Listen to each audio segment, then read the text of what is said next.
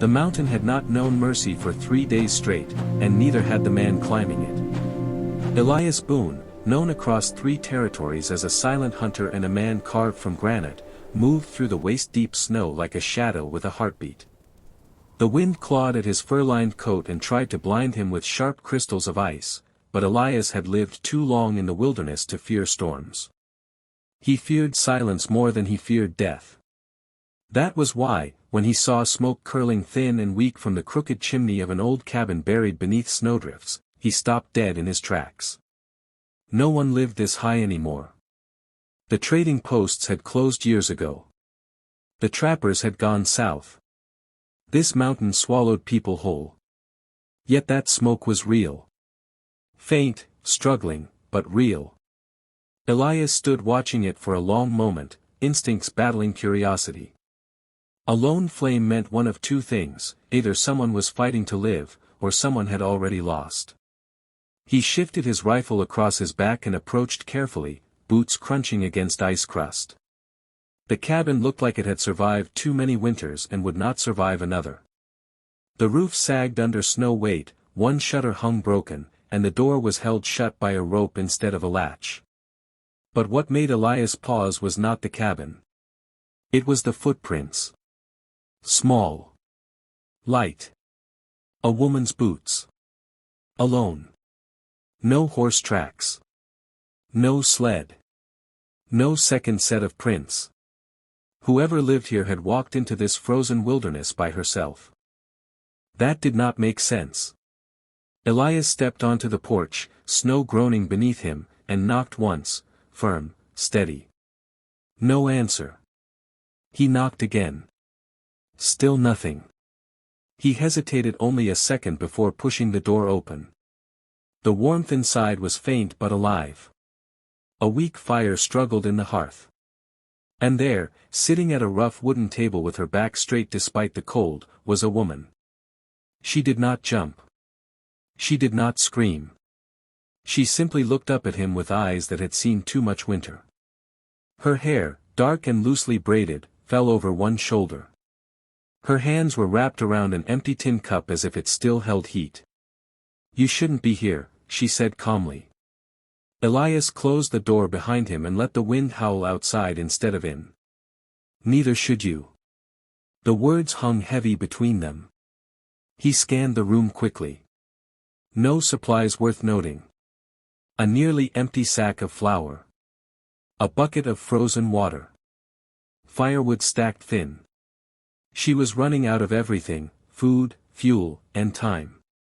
"Where's your family?" he asked. She held his gaze without blinking. "Buried." Elias felt something shift inside his chest, but his voice remained steady. "Why stay?" A faint smile touched her lips, but it was not warmth. It was stubbornness. "Because this is the last place he saw me alive." Elias understood that kind of loyalty. It was the same loyalty that kept him wandering mountains long after civilization had offered him a softer bed. He stepped closer to the fire, crouched, and added 2 thick logs from the stack he had brought on his pack mule below. The flames rose immediately, casting golden light over her face. She watched him carefully, measuring him, judging him. "You'll die up here," he said plainly. "Maybe," she replied. "But I won't run." The wind slammed against the cabin walls as if trying to end the debate for them. Elias stood slowly, studying her. She was thinner than she should be. Pale. Exhausted. But there was iron in her spine. He had seen men twice her size break under less. "Name?" he asked. "Clara." He nodded once. "Elias." Silence followed again, but this one felt different. Not empty. Waiting. He looked around the room once more, calculating. The storm was worsening. Temperatures would drop further by nightfall. This cabin would not survive another heavy snowfall. And she would not survive without help. Clara's gaze followed him as he removed his gloves and set them near the fire. "You're deciding whether I'm worth saving," she said softly. Elias did not answer immediately. Instead, he reached into his pack and pulled out dried venison and hard bread, placing them on the table. Her eyes flickered, just once, to the food. Hunger betrayed her before pride could hide it. "I'm deciding," he said finally, "whether you're ready to live." Something shifted in her expression then. Not fear. Not gratitude. Something deeper.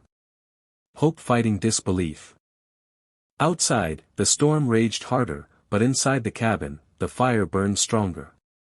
And Elias Boone, a man who had sworn never to carry another soul's burden, began doing something that would change both their lives forever. The storm did not pass by morning. It grew teeth.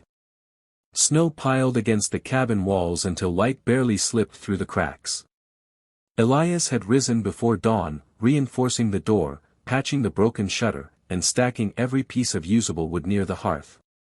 Clara watched him move through the small space with quiet amazement. No wasted motion. No complaint. Just action. When he handed her a steaming tin cup of broth made from melted snow and dried meat, her fingers trembled, not from cold, but from the unfamiliar feeling of being cared for. "You didn't have to stay," she said. Elias adjusted the rope securing the door. "Didn't have to leave either." She studied him carefully. "Men usually leave." The words carried history. Elias paused. "I'm not most men." By afternoon, the roof began to groan under the weight of fresh snow. Elias climbed onto it despite Clara's protests, shoveling relentlessly as wind lashed his back like a whip. Below, Clara fed the fire and prayed, not to be rescued, but for the stranger above her to survive.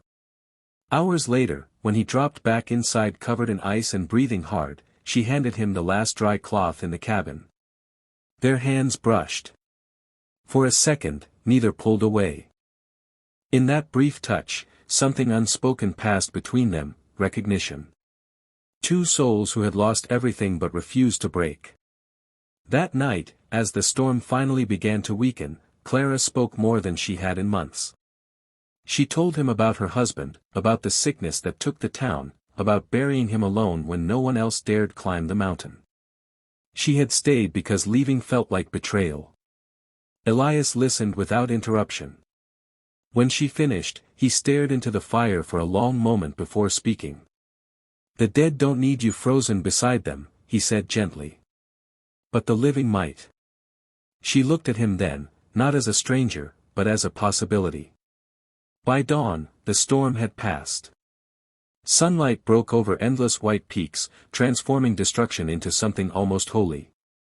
Elias stepped outside and assessed the damage. The cabin had survived, but barely. Clara joined him on the porch, wrapping his spare coat around her shoulders. The mountain stretched silent and breathtaking before them. "You coming down with me?" he asked, not looking at her. The question was simple, but it carried everything. A new start. Warmth. Safety. Maybe even something more. Clara took a long breath of cold, clean air. She looked back at the cabin that had been her grief, her prison, her proof of loyalty. Then she looked at the man who had shoveled her roof, fed her fire, and stayed when he had no reason to. "Yes," she said. Not because she was weak, but because she was strong enough to choose life. Elias nodded once, as if he had expected no other answer. He helped her gather the few belongings she had left. When they began descending the mountain together, two sets of footprints pressed into fresh snow, not lonely anymore, but side by side. What Elias did that day was not dramatic. He did not slay wolves or fight bandits. He simply chose compassion over indifference. And sometimes, that is the bravest act of all. If this story moved you, if you believe courage can be quiet and love can rise from the coldest places, then make sure to subscribe to this channel for more powerful mountain tales, unforgettable frontier stories, and moments that remind us what strength truly means. Your support keeps these stories alive, and the next one might be even more astonishing.